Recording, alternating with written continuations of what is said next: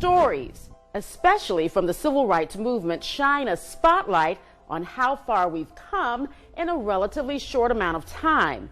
One of those is the story of the Leesburg Stockade girls. The 15 girls were arrested in July 1963 in Americus for challenging segregation laws. Their offense was trying to use the front entrance of the movie theater instead of going in through the back. They were never formally charged, but they were jailed, housed in squalid conditions for months. WALB News 10's Tasha Reed shows us how the community is working to preserve their legacy. About right along here is where I was. The story of the Leesburg Stockade girls shows age didn't matter when it came to discrimination and inhumane treatment of African Americans in the 60s. It was horrific living in this deplorable situation for 60 days without beds, water, a toilet, shower. We didn't have anything but 4 barely cooked hamburgers per girl per day. Dr. Shirley Green Reese remembers a time when she and 14 other young girls were arrested. They had nothing with them but the clothes on their backs. These pictures Danny Lyon took tells 1,000 words. I said, take my picture. That's why people are wondering why you're smiling in jail in that situation. She wasn't smiling because of her situation, but just a 13-year-old, happy to finally see someone.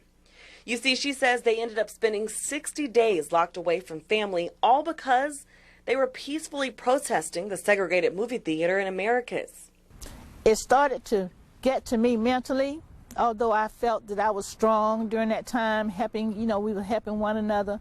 But we all had to get in a situation, especially during the nighttime, because we didn't have any lights. As she walked me through the old and dark stockade, she tells me over the years it has changed. Nothing like this was here.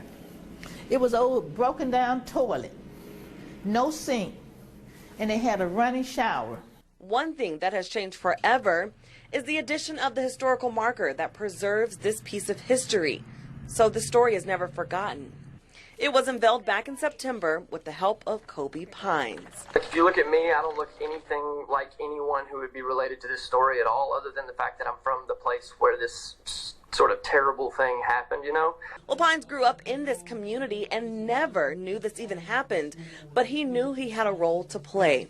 That none of my friends or family or even several of my teachers weren't even aware of it when I asked them about it. So I just felt like I had to do something. I didn't know what I could do.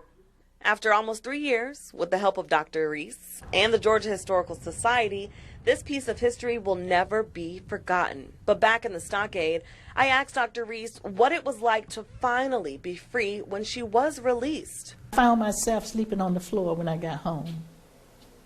Because, I guess it didn't mean anything because it was just something to do that I wasn't used to the bed anyway. Those were human rights that were violated.